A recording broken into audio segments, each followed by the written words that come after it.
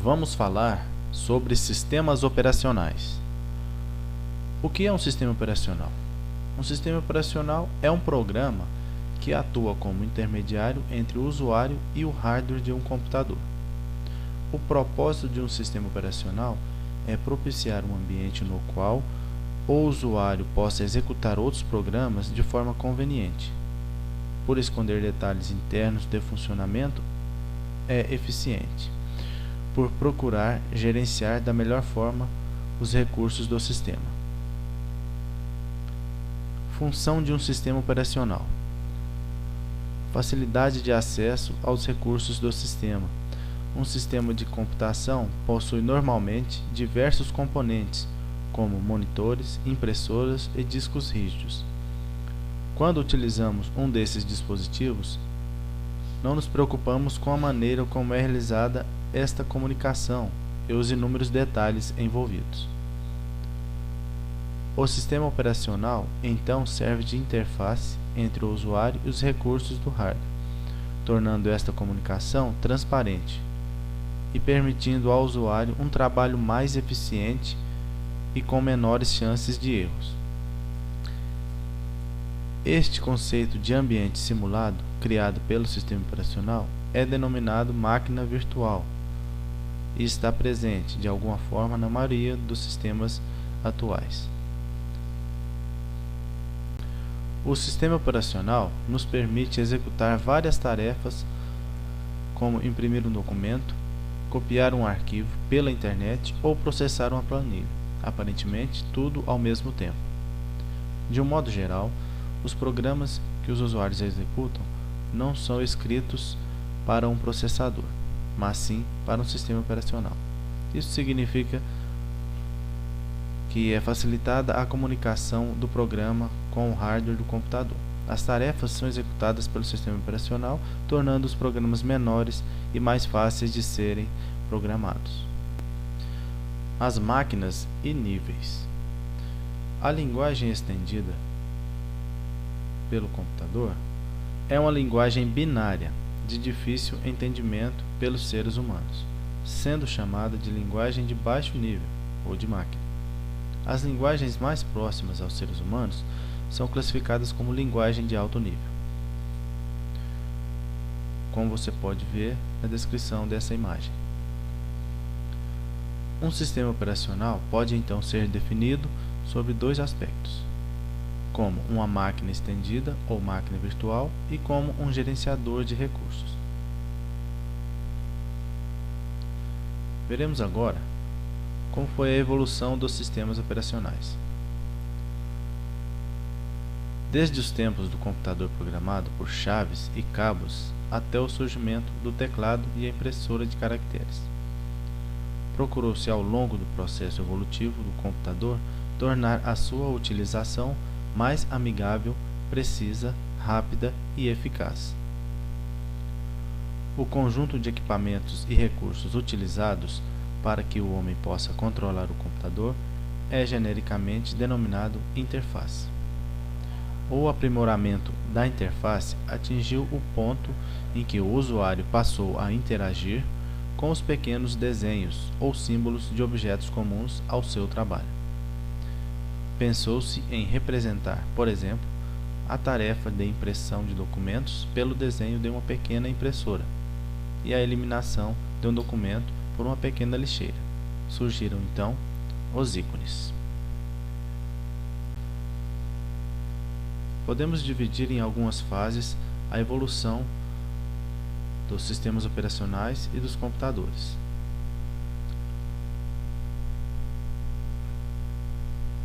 No início, utilizavam-se válvulas e painéis de programação.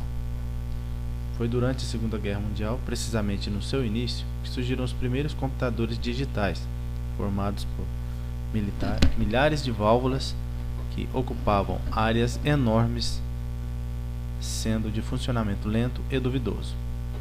O ENIAC, Electronic Numerical Integrator and Computer, o primeiro computador digital de propósito geral. Na segunda fase, de 1956 a 65, foi a era dos transistores e sistemas de lote. A criação do transistor e das memórias magnéticas contribuíram para o enorme avanço dos computadores da época. Acesso mais rápido aos dados, maior capacidade de armazenamento e computadores menores. Já na terceira fase, de 1966 a 1980,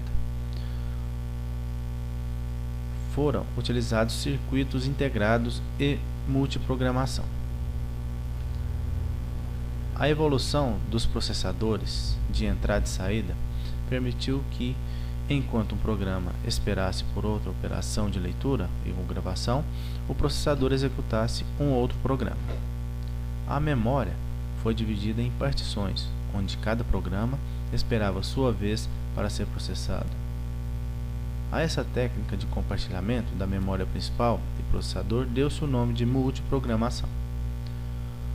Com a substituição das fitas por discos no processo de submissão dos programas, o processamento batch tornou-se mais eficiente, pois permitia a alteração na ordem de execução das tarefas, até então somente sequencial.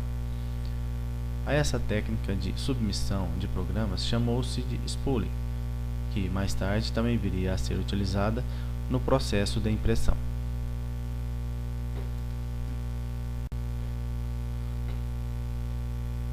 Para permitir a interação rápida entre o usuário e o computador, foram adicionados terminais de vídeo e teclado. Chamamos de interação online. A quarta fase, que vai de 81 a 90, surgiram os computadores pessoais. São as extrações de trabalho, workstations, que, apesar de monousuárias, permitem que se executem diversas tarefas concorrentemente, criando o conceito de multitarefa. No final dos anos 80, os computadores tiveram um grande avanço com a adição de mais processadores, exigindo dos sistemas operacionais novos mecanismos de controle e sincronismo.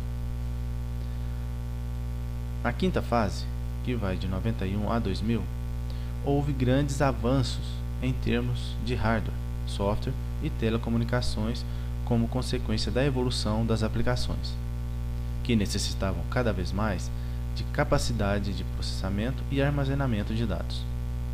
Sistemas especialistas, sistemas multimídia, bancos de dados distribuídos, inteligência artificial e redes neurais são apenas alguns exemplos da necessidade cada vez maior de informação e de capacidade de processamento. O conceito de processamento distribuído é explorado nos sistemas operacionais de forma que suas funções estejam espalhadas por vários processadores através de rede de computadores. A arquitetura cliente-servidor passa a ser oferecida em redes distribuídas, permitindo que qualquer pessoa tenha acesso a todo tipo de informação, independentemente de onde esteja armazenada.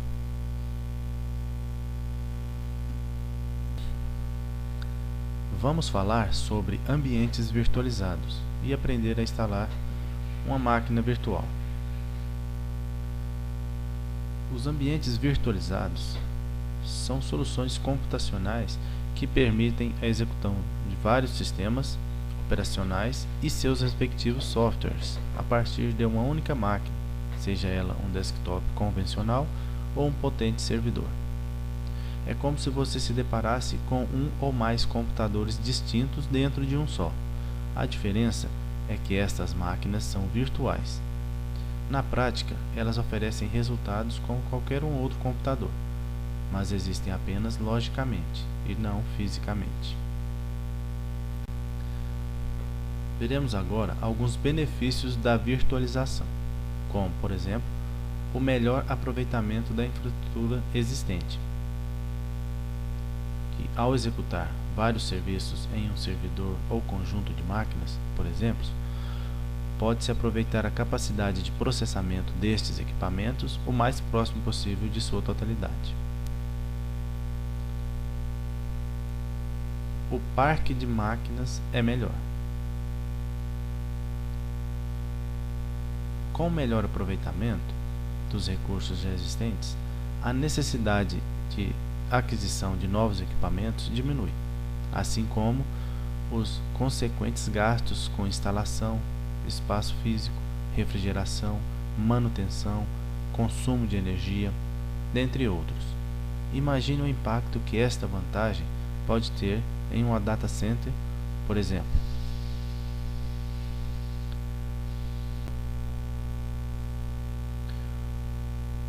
Um gerenciamento centralizado. Dependendo da solução de virtualização utilizada, fica mais fácil monitorar os serviços em execução, já que o seu gerenciamento é feito de maneira centralizada. A implementação é mais rápida. Dependendo da aplicação, a virtualização pode permitir sua implementação mais rápida, uma vez que a infraestrutura já está instalada. O uso de sistemas legados.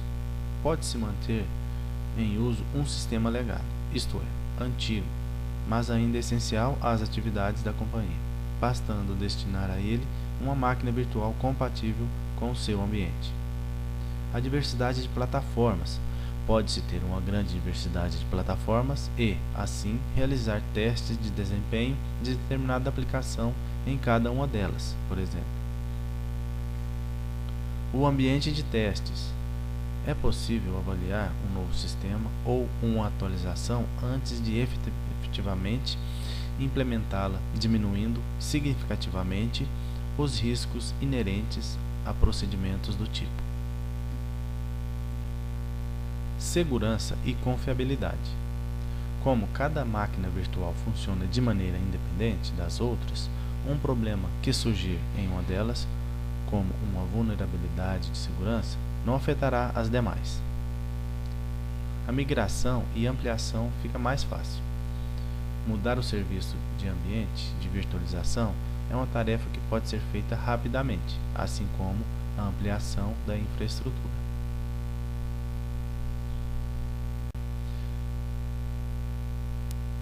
Vamos ver como funciona a virtualização.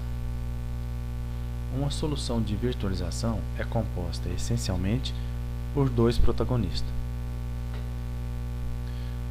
o hospedeiro, o host, e o hóspede ou convidado, o guest. Podemos entender que o hospedeiro como sendo o sistema operacional que é executado por uma máquina física, e o hóspede, por sua vez, é o sistema virtualizado que deve ser executado pelo hospedeiro. A virtualização ocorre quando estes dois elementos existem.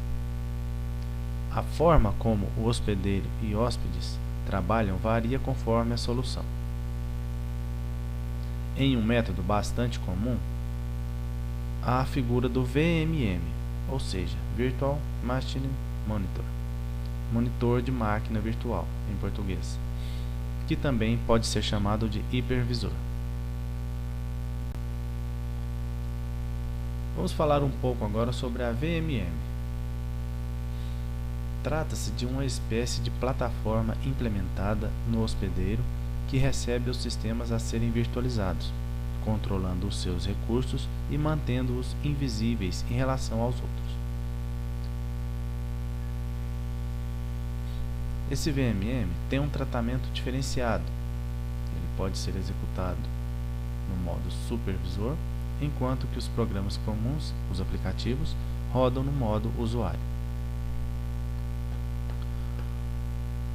O monitor de máquina virtual precisa ter acesso privilegiado, porque cabe a ele alocar os recursos a serem utilizados por cada máquina virtual, sob sua responsabilidade, é claro, assim como determinar a ordem pela qual cada solicitação destas será atendida. Já o hóspede é executado em modo usuário, mas como máquina virtual possui um sistema operacional. Qualquer requisição de instrução mais crítica solicitada por este é interceptada pelo hipervisor, que se encarrega de fornecê-la. Bom, agora vamos praticar um pouco. Vamos aprender a criar uma máquina virtual com o Windows 7. Neste exemplo, vamos utilizar o programa VirtualBox da Oracle. Antes de iniciar a instalação do Windows 7, devemos criar a máquina virtual utilizando o VirtualBox. Clique no botão Novo.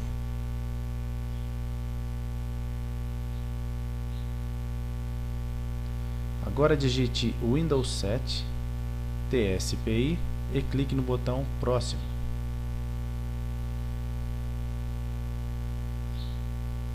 De acordo com a imagem, pode clicar no botão Próximo novamente.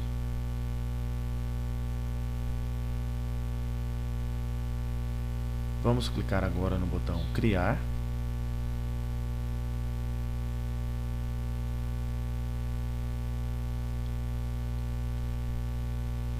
Agora, clique no botão Próximo.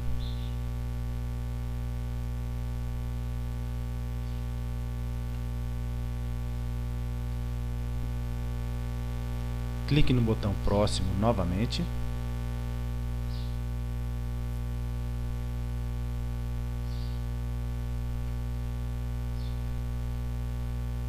Agora clique no botão Criar.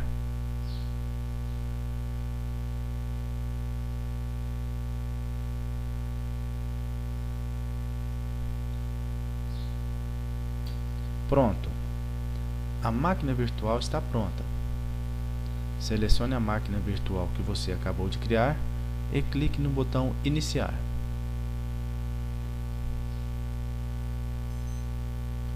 Vai aparecer esta imagem para você. Você vai clicar na pasta amarela para selecionar a ISO de instalação do Windows 7 e clique no botão Iniciar.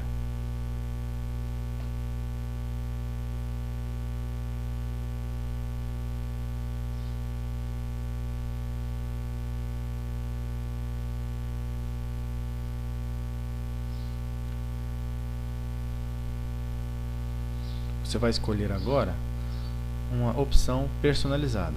Pode clicar nesse botão. Clique no botão Avançar.